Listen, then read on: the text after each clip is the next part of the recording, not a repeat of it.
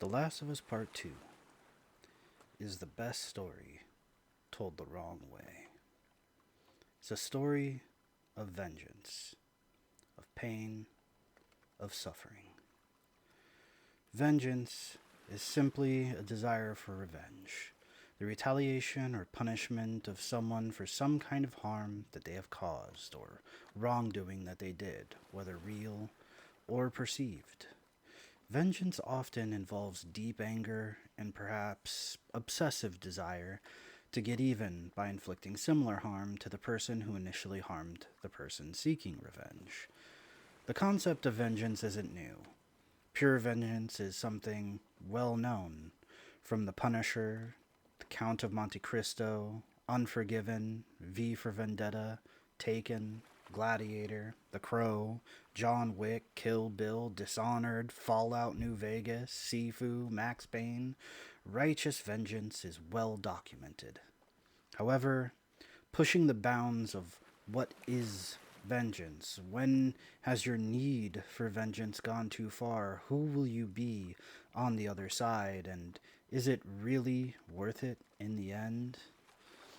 In its purest form, The Last of Us Part 2 is a story of vengeance. It has often been said that The Last of Us Part 2 is overly simplistic in this matter and overly dramatic in its messaging that violence or vengeance bad don't do it. However, when you look at the story itself, it's not really that simple. So today, that's what we're going to take a look at. Now, many people may not remember, but back in 2016, the first reveal trailer for The Last of Us Part 2 dropped. 8 whole years ago. It was a 4-minute video featuring Ellie doing an acoustic rendition of Through the Valley by Sean James. It shows Joel walking through the destruction Ellie left in her wake. When asked if she was really going to go through with this, she simply responds, "I'm going to find and kill every last one of them." At this time, we could only guess by the Firefly logo that was briefly shown that they had a run-in with said Fireflies and that they did something to warrant her rage. But even then, we all knew what the only thing that would drive her that far. Joel was going to die.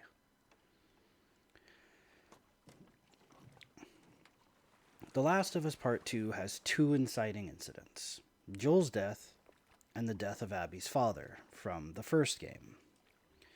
Abby and Ellie are relatively paralleled throughout this game, where Abby was a few steps ahead both in timeline of the game and through the emotional part of the revenge plot.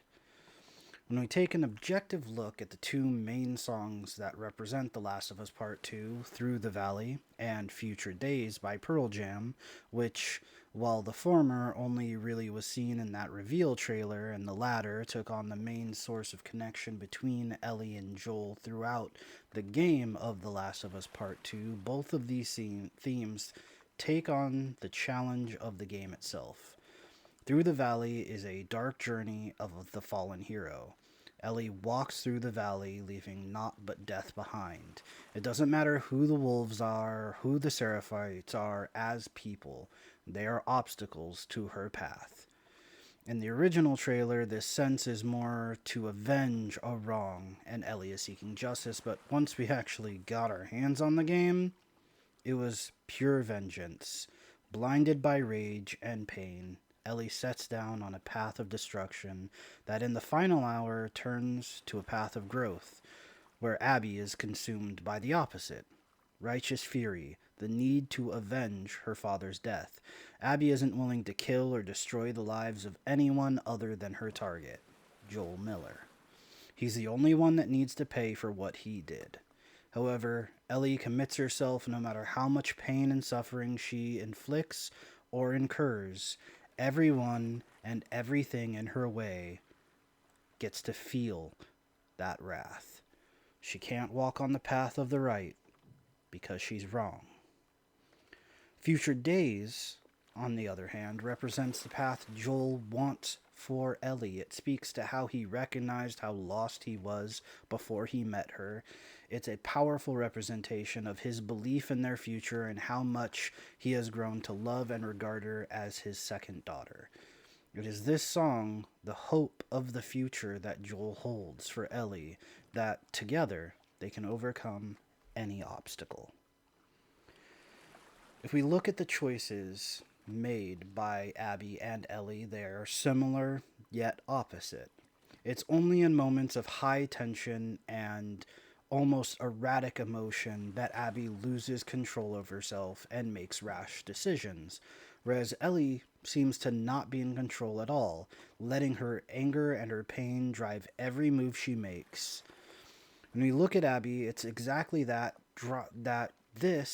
drives the biggest wedge between her and her friends. That moment she had obsessed over for 5 long years. She can finally avenge her father, and in the moment, whatever she thought was going to happen, when Joel reverted back to his old hardened survivor self and taunted her, the anger and pain boiled up and she lost control. This breaking point is also the shattering of her friend group. All of her friends agree with her. Joel did a bad, horrible, terrible fucking thing, and he had to die for what he did. But at that moment, when Abby lost control, the way she killed Joel was just wrong. Manny even mentions this later in the game, that everybody is just shaken up over the way she killed him. It was overly brutal, overly violent. It wasn't what they were there for. They were there to avenge a death, not inflict that type of pain.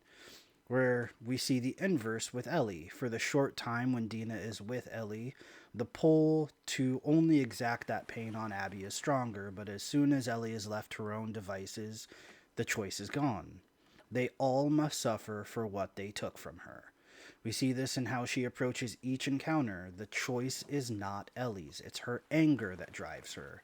However, Ellie didn't get to kill each member, didn't get to enact all of her vengeance. Manny is killed by Tommy, and Leah is killed by the Seraphites. Jordan is our first real encounter with this group as Ellie, and he removes any choice Ellie has in this whole situation. He is able to take her hostage, and he wants to torture her for information on how many people she's with, the group, all this stuff. Dina attempts a rescue, but almost gets killed by Jordan, and Ellie kills him. This is a heartbeat moment. Choices had to be made. Jordan died. Target scratched off the list. Ellie doesn't think twice about it. But where it starts to take the darker turn to where we see that it is truly Ellie's rage and her anger that is controlling every step she takes is when she corners Nora in the basement of the hospital. And in this moment, Ellie can logically make the choice to offer her mercy, as they're in a zone that is corrupted by spores. Nora is going to die, one way or another. Ellie can offer her mercy to kill her quickly so she doesn't turn into a monster. But that's not the choice Ellie makes, because Ellie is in pain and she wants to lash out and hurt those who hurt her. So she makes it very clear that if Nora doesn't turn over Abby, she will not think twice about torturing her, which she does, brutally, with a metal pipe. When Ellie meets Mel and Owen, she's more in a rush, as Jesse is going to find who they think may be Tommy on the pier. And once Jesse finds Tommy, that's it. Time's up. Dina is pregnant and they need to go back to Jackson. Dina needs the medical attention. So she's in a rush. She's not thinking. She's letting, again, her rage and her emotions, her need to enact her revenge, override what she knows she needs to do for this person she very much cares for. While trying to shake down Mel and Owen, they both, in different ways, try to get at Ellie, and Ellie kills them both. Again, no choice. Ellie reacted in self defense, and while some of these are more aligned with self defense than they are with letting her rage consume her, if it wasn't for her rage making these choices, pushing her forward, pushing her towards Abby, instead of being here with Mel and Owen in this moment, she would have been at the pier with Dina looking for Tommy. Or not Dina, but Jesse looking for Tommy. It's this aspect of these choices that Ellie can't make because of her rage. The Seattle encounter with Abby also removes the choice, once more costing Tommy and I and the use of the full use of one of his legs, and it costs Jesse his life. This obsessive rage, pain, and suffering that Ellie needed to exact on Abby, killing all of these people, taking out all of Abby's friends, comes back full force, and Ellie loses again.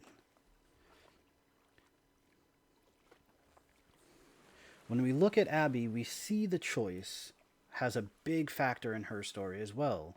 Abby finds that after avenging her father, her issues didn't magically fix themselves. She makes choices to try and better herself. Although she's drifted from her friends, she still cares about them and is willing to put her life on the line to protect them, even if it's detrimental to herself. We see this even though she and Mel aren't great friends at this time. She is still willing to try and put in an effort to fix things, even if she was getting nudged by Manny to do so. When Abby encounters Lev and Yara, she becomes conflicted on her path, driven not just by reoccurring nightmares, but by Owen, who has grown tired of the constant fighting and death and wants something better. With Mel growing closer to having the baby, Abby sees the potential for a better future and becomes conflicted on leaving these two to try and survive in a terrible situation. So thinking about how to move forward in this better way, Abby makes the choice to go back for Yara and Lev, to find her own future days, going above and beyond what others might do to try and protect them. The end of The Last of Us Part 2 is probably the most hated part of the game itself. We see Ellie still struggling with what she did in Seattle and Joel's death, but trying to live a better life for Dina and JJ. It isn't until Tommy comes in, giving Ellie information on Abby once again, Ellie's choice for the final time is removed. Abby must die. Ellie must end this once and for all, for herself. In the final confrontation, Abby has had all of her fight beaten and tortured out of her. It isn't until Ellie threatens to kill a weakened, dehydrated Lev that Abby digs deep to fight once more. This fight is dirty, it's brutal, and it's heartbreaking. Ellie's sacrifice is everything, once again, for vengeance. Leaving Dina and JJ behind, leaving this life that was on a better path, and gives into her pain, gives into her rage and her suffering to seek her revenge. And Abby, who has literally been strung up on a wooden pole in the sun, dehydrated and cooking for who knows how long, struggles to survive this fight, not for herself, but for Lev, who is the last thing she has in the world. She has no more friends, she has no family, she has no connections. All she has is Lev. And if fighting Ellie in this moment is what's going to protect Lev, it's what she's going to do. And in the end, Ellie recalls her last memory of Joel, and she finally, for the first time in months and months, makes the choice to let go. And she lets Abby go. She doesn't forgive Abby for what she did. She most certainly doesn't forgive Abby for anything. Not killing Joel, not the fight in Seattle, not Jesse's death, not wounding Tommy. She doesn't forgive Abby. But she makes the choice to let it go. The pain, the suffering, both inflicted and incurred, this path of hate that she has walked until this moment, she lets it go. Because she finally realizes that it's done nothing but breed more hate, more pain, more suffering, and she has to let it go. Killing Abby won't magically fix her. This is one of the most powerful stories of pain and the toll of violence I've seen in recent years. This isn't a story of vengeance bad like so many people who only scratch the surface claim it to be. It's a story of what price we pay to enact that vengeance. It's a story of how hurt people hurt people. It's not a story of forgiving those who wronged us, but learning that we decide how we let that affect us. The choices we make have consequences, and we must pay them in the end.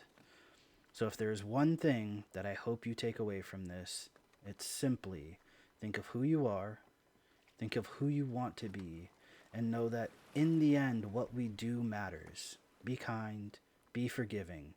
Or not be forgiving, be understanding. You don't have to forgive someone who wrongs you. But remember, holding on to that pain doesn't hurt them. It only hurts you. Thank you.